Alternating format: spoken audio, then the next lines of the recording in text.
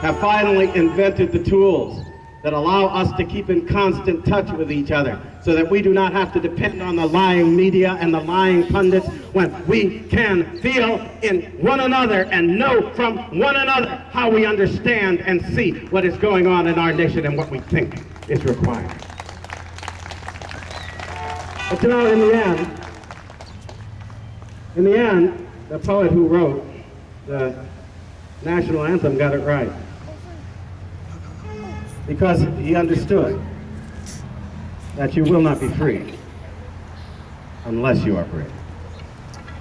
Unless you have the courage. Do we still have it, though? See, I wonder, you know why I wonder? Because when I look back at the courage in American history, it didn't come from superior numbers.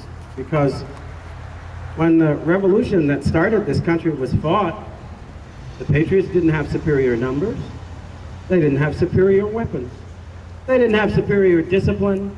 They didn't have superior anything. They were just ordinary folks coming from behind their plows and out of their shops, standing in the name of their liberty with the courage that was required to make it clear that they would die for it rather than see it surrendered. That's what they had. But they had something else too.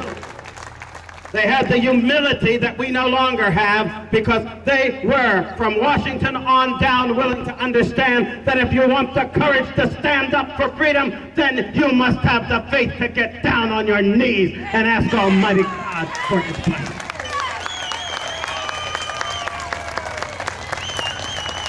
If we want the courage that it takes to keep our freedom from dying, then we shall have to rediscover the bold faith that is required to keep the courage that will defend it. Not to be shamed by those who lie to us with this whole notion of separation of church and state. Our country was founded on the view that our rights come from the Creator God, and we shall lose those rights if we panic them. But if we don't, then you see, I think we're going to find the one thing that would no longer let us be exploited. I've noticed it for many years now, because I've given more speeches than I can count, and very often to enthusiastic crowds of people who tell me how much they believe in all the things that I do, and we really agree with one another. And then as the election gets closer, they're watching the pundits and the media and say, oh, that one's going to win. I can't vote for the one I really want. I've got to vote for the one who's going to win. You know what they're turning this into, y'all? From the intrepid explorers and settlers who were willing to go on an errand in the wilderness they knew not where, to face they knew not what, to go far from the cities and far from the neighbors in order to build up the hope that eventually became the hope of this country. From those intrepid individuals who were willing, if they had to stand by themselves and build by themselves and work by themselves until civilization caught up with them. We have become a herd nation, a sheep nation, a nation willing to stand back and ask the question, where are they going so I can follow them? When the real question for us, for all the time this nation has existed, has been, where shall I go, my God, so I may lead the world? Yeah!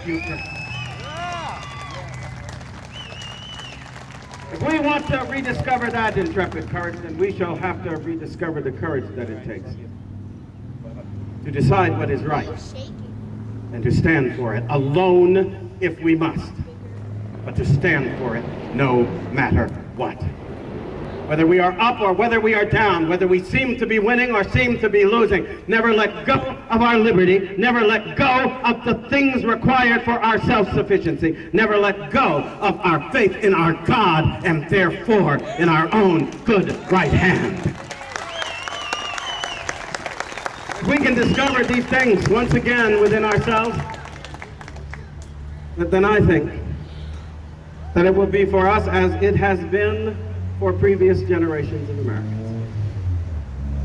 That we shall stand and we shall sing that anthem, and we shall hear in it the question, oh, say, does that star-spangled banner yet wave in the land of the free, the home of the brave?